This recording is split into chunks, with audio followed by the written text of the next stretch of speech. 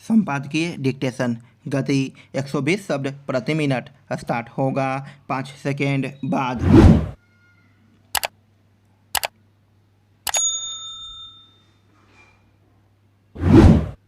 Start.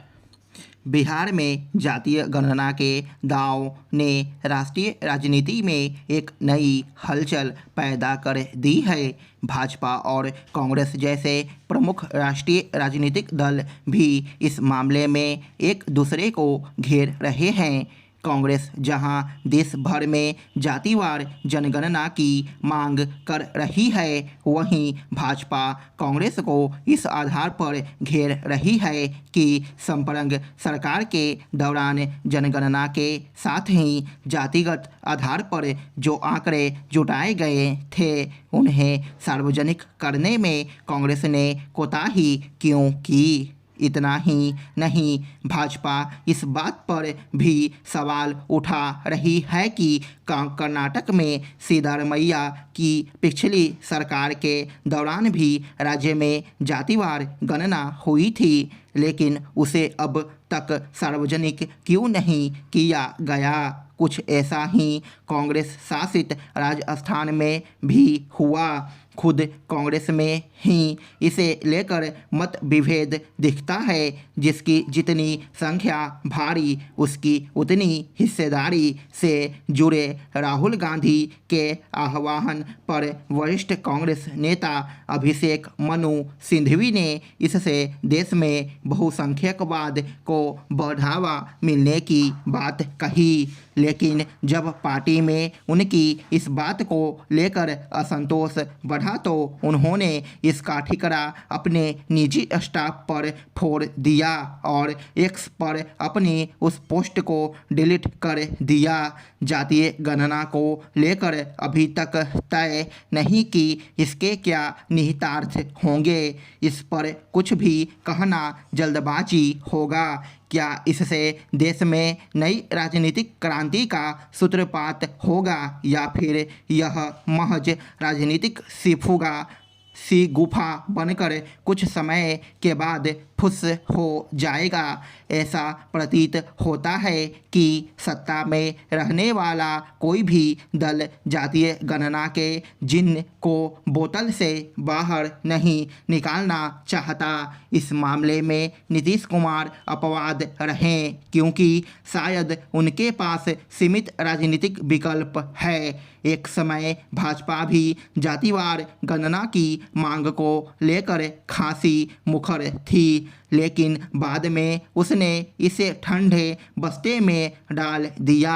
अभी तक संप्रग सरकार के दौरान जुटाए गए जातिवार आंकड़े भी जारी नहीं किए गए। इसके पीछे कुछ तकनीकी वजह बताई गई। वहीं पिछड़ा वर्ग के आरक्षण की पड़ताल के लिए गठित जस्टिस रोहिणी आयोग को भी एक के बाद एक विस्तार मिलते रहे और आयोग की रपट भी अभी तक संसद के पटल पर नहीं रखी जा सकी है।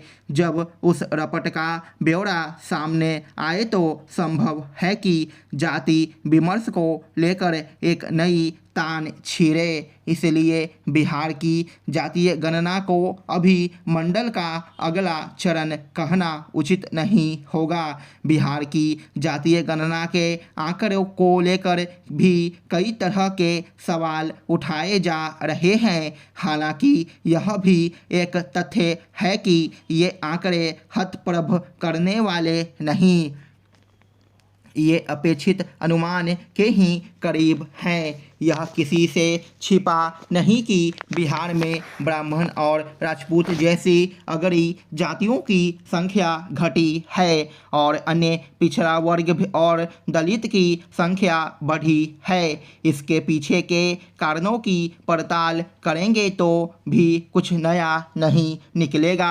जिन समुदायों में अधिक शिक्षा रही है और उनका आर्थिक उन्नयन हुआ है, तो स्वाभाविक रूप से उनकी आबादी भी उसी अनुपात में घटी है।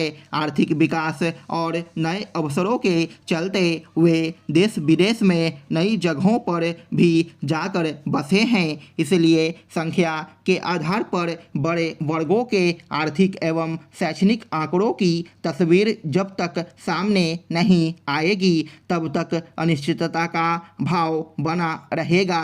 क्या उसके बाद एक नया राजनीतिक तूफान दस्तक दे सकता है? इसमें कोई दो राय नहीं कि ओबीसी और दलितों के बीच कुछ विशेष जातियों को आरक्षण का अधिक लाभ मिला है।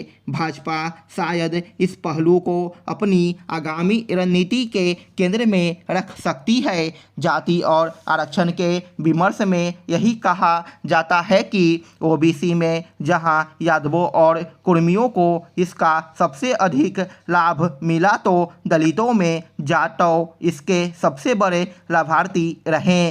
पिछले कुछ चुनावों से भाजपा ओबीसी में गैर यादवों और दलितों में गैर जाटवों को साधने की रणनीति पर ही काम करती आई है, जिसका उसे राजनीतिक लाभ भी मिला है। इसलिए सबकी नज़र अब जस्टिस रोहिणी आयोग की रपट पर लगी है, जिसमें आरक्षण के 2 स्तरीय और 3 स्तरीय विभाजन की अटकलें लगाई जा रही है। अगर जातीय जनगणना की मांग तूल पकड़ती है तो क्या भाजपा रोहिणी आयोग की रपट को सार्वजनिक करेगी? निसंदेह ओबीसी देश में एक बड़ी राजनीतिक ताकत है और सभी दल उन्हें लुभाने में लगे हैं।